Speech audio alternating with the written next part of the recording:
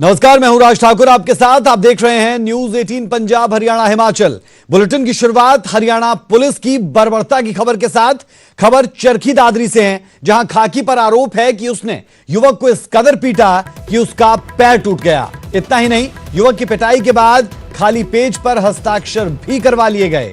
आरोप यह भी कि युवक पर एक हत्याकांड में राजीनामा का दबाव बनाया गया। घायल युवक को सिविल अस्पताल में भर्ती करवाया गया, जहां से उसे रोहतक पीजीआई रेफर कर दिया गया। पीड़ित ने पुलिस के आला अधिकारियों को शिकायत पत्र लिखते हुए आरोपियों के खिलाफ कार्रवाई करने और न्याय की मांग की।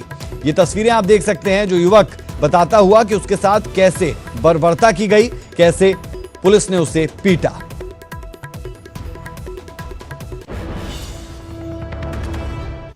के पास बूथ पे खड़ा था, वहां अचानक से एक पीसीआर आई जिसमें 3 लोग बैठे हुए थे। एक का नाम संजय, एक का नाम सुरेंद्र था और एक का नाम रणधीर था, एसपीओ था जो, और एक अनिल था ड्राइवर, जिन्होंने मुझे जबरदस्ती पीसीआर में डाल के थाने में ले गए। और थाने में ले जाने के बाद इन्होंने मुझसे कहा कि तू बिंदर हत्याकांड में समझौता करवा सकता, वो तेरे काका का लड़का है, उसमें समझौता। करनाल के मधुबन में आवर्धन नहर के पास एक लावारिस बाइक मिली। जब बाइक की जानकारी निकाली गई तो नीलोखेड़ी के आदित्य नाम के युवक की यह बाइक निकली, जो कल 11 बजे के बाद से घर से लापता है। फिलहाल पुलिस और गोताखोर लगातार नहर में आदित्य को ढूंढने की कोशिश कर रहे हैं। बता दें कि 30 अप्रैल को आदित्य की शादी हुई है। आदित्य घर से सामान लेने के लिए निकला था और शाम 6 बजे के करीब घर वालों को पुलिस का फोन आया कि नहर के किनारे आदित्य की बाइक खड़ी है, जिसके बाद से ही आदित्य की तलाश जारी है। बाइक यहाँ पर है तो आप एक बार आइए। जब हम सब यहाँ आते हैं तो बाइक देखते हैं तो बाइक हमारी थी। तो उसके बाद सारी रात हमने पता किया, लेकिन कुछ पता नहीं लग पाया। तो अब लगे में गोताखोरों की टीम भी है, प्रशासन भी साथ में है। यही गुहार लगाते हैं भी जल्दी से जल्दी पता लगे भी। तो क्या शादी वगैरह थी? 30 अप्रैल को आदित्य की शादी थी, सभी तैयारियां चल रही थी और खुश थे सभी। कोई परेशानी वगैरह? नहीं, कोई बात नहीं थी ऐसे। क्या काम करता था? ये टीवीएस फाइनेंस कंपनी है, उसमें अच्छी पोस्ट पर था और ज्यादा प्रेशर भी। फरीदाबाद में अपने आप को बीजेपी नेता बताने वाले एक शख्स पर एक महिला और उसकी बेटी के साथ छेड़छाड़ का आरोप लगा। तस्वीरों में आप देख सकते हैं कि कैसे ये शख्स महिला की बुरी तरह से पिटाई करता है, जबकि महिला की बेटी अपनी मां को बचाने की कोशिश करती है। ये शख्स खुद को बीजेपी नेता बता रहा है। इस पर महिला के साथ अवैध संबंध के भी आरोप है। जब महिला ने इसका विरोध किया तो इसने बड़े बड़े मंत्रियों का हवाला देते हुए महिला को धमकी दी। फिलहाल पुलिस ने महिला की शिकायत पर आरोपी के खिलाफ पॉस्को एक्ट की धारा 8 और आईपीसी की धारा 323, 506 के तहत मामला दर्ज कर लिया है। तस्वीरें आप देख सकते हैं, जहां पर एक शख्स एक महिला को पीटता हुआ। ऐसे हुई कि मेरी मम्मा क्या काम करती थी, बेटा बेटा कह के मुझे बुलाते थे और मम्मा को ऊपर भेज के मेरे साथ छेड़खानी करते थे। अच्छा, आप जब मेरे से बर्दाश्त नहीं हुआ तो मैंने फिर सुसाइड करने की कोशिश किया। तो अब आपने महिला थाने में लिखित शिकायत दी है? जी मैंने दी। तो एसपी साहब बोलते हैं कि मेरी मम्मा मेरे को मुद्दा बना रही है। अच्छा, यहाँ पे भी कोई नहीं सुनते हमारी। नहीं इस मामले में वो भी मिले हुए हैं, उन्होंने भी इनको खिलाया पिलाया होगा ना। अरे प्रमोशन करवा नहीं, ऐसी बात नहीं है। बगैर मंत्री की धमकी दी जाती है ना, थाना हमारे है, कृष्ण पाल हमारे हैं। नहीं बात नहीं, ऐसा कोई भी आरोप लगा सकता है, मंत्री पे आरोप लगा सकता है, कोई भी आरोप लगा सकता है। लेकिन आप ये बताइए नाम क्या है, उनका नाम बताइए जो आपके साथ कर रहे हैं। क्या यही है जो पीछे खड़े हैं? अशोक गोयल नाम है उनका। यही पीछे जो खड़े यही है। यही है। क्या काम करते हैं ये? जी पॉलिटिक्स इनका नीचे ऑफिस चलता है। अच्छा, ये बिजनेसमैन भी है। श्रोमणी अकाली दल के अध्यक्ष सुखबीर बादल 2022 का विधानसभा चुनाव जलालाबाद सीट से ही लड़ेंगे। जलालाबाद में पंजाब मंगदा जवाब की पहली रैली में सुखबीर बादल ने यह ऐलान किया। सुखबीर बादल 2009, 2012 और 2017 में जलालाबाद से विधायक रह चुके हैं। 2019 में सुखबीर फिरोजपुर लोकसभा चुनाव जीतने के बाद यहां हुए उपचुनाव में कांग्रेस के रविंदर सिंह आंवला विजयी रहे थे। रैली में अपने भाषण में सुखबीर बादल ने कैप्टन सरकार और आम आदमी पार्टी पर भी निशाना साधा।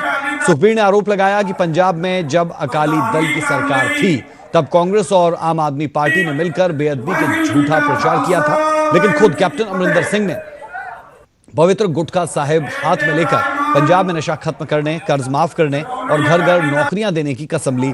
हालांकि अभी तक किसी भी वादे को पूरा नहीं किया गया।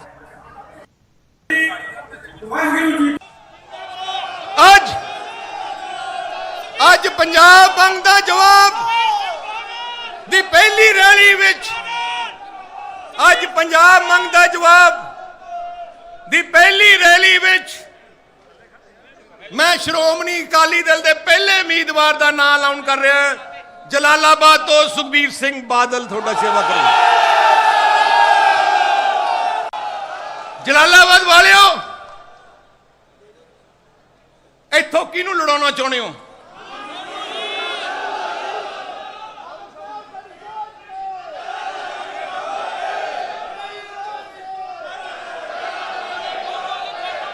हथ खड़े करके दसो किहदा नाम ले लो, ना लो।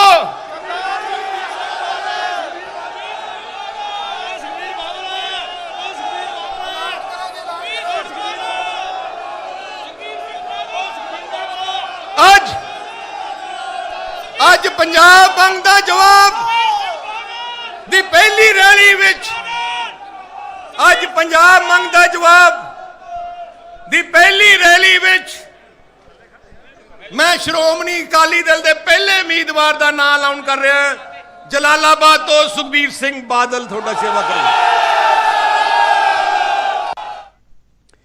किसान मोर्चा के बंगाल दौरे पर बीजेपी ने पलटवार किया। बीजेपी नेता तरुण चुग ने किसान नेताओं पर निशाना साधा। चुग ने कहा कि किसान नेता अलगाववादियों की कठपुतली बन रहे हैं।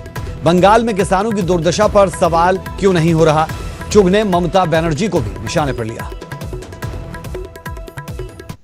टिकैत साहब, आप वहां गए बंगाल, आपने वहां क्यों नहीं प्रश्न उठाया कि किसान आत्महत्या क्यों ज्यादा कर रहा है?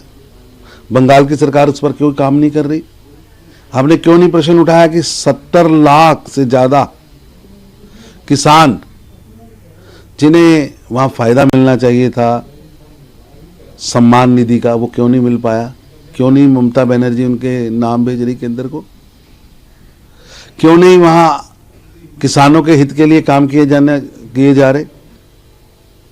आपने एक प्रश्न नहीं उठाया, क्योंकि आप और आप जैसे जो लोग वामपंथी पार्टियों के इशारों पर या कांग्रेस पार्टी के इशारों पर या योगेंद्र यादव जैसे लोगों के इशारों पर लगे हैं, उनका एक ही एजेंडा है कि सरकार को, देश को और देश की नीतियों को बदनाम करो, देश के अंदर रेवोल्यूशन ना आए, देश के अंदर।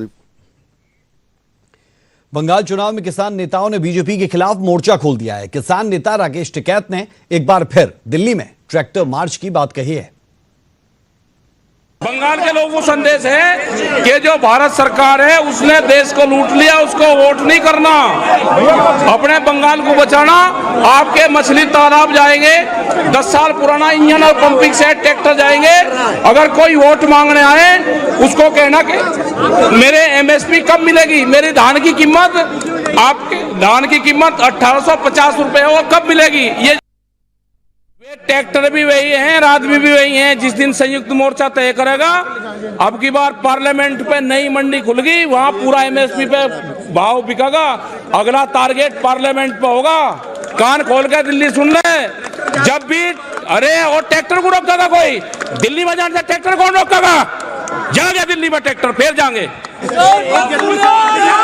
अरे जिस दिन तय होंगे, जिस दिन तय करेगी कमेटी, संयुक्त मोर्चा जिस दिन तय करेगा, वे 3.5 लाख ट्रैक्टर भी वही है और 25 लाख आदमी भी वही है।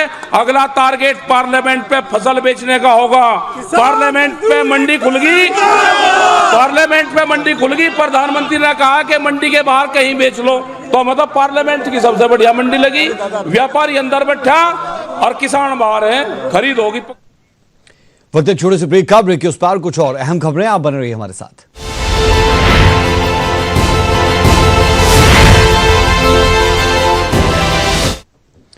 ब्रेक के बाद आपका स्वागत है। खबर हिमाचल से। मुख्यमंत्री जयराम ठाकुर इन दिनों कांगड़ा के 2 दिवसीय दौरे पर है। नगरोटा सुरिया में जनसभा को संबोधित करते हुए विधानसभा के अंदर से वायरल विक्रमादित्य सिंह और पूर्व मुख्यमंत्री वीरभद्र सिंह की वीडियो पर उन्होंने तंज कसा। उन्होंने कहा कि आज सब जानते हैं कि पिता और पुत्र के बीच कितना प्रेम है, उसे जग जाहिर करने की जरूरत नहीं है।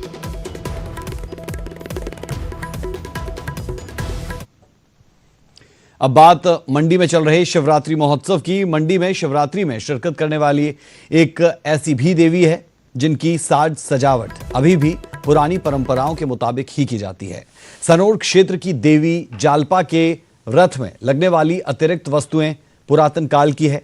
देवी जालपा के रथ में लगने वाली चांदी की चादर, पुरानी मोहरें, माला, छत आदि करीब 3 शताब्दी पुरानी है।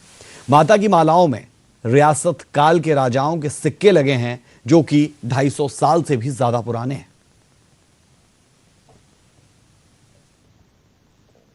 बुलेटिन में अभी के लिए हमारा और आपका साथ इतना ही। मुझे मेरी पूरी टीम को दें इजाजत। खबरों का सिलसिला न्यूज़ 18 पंजाब, हरियाणा, हिमाचल पर कभी नहीं रुकता। नमस्कार।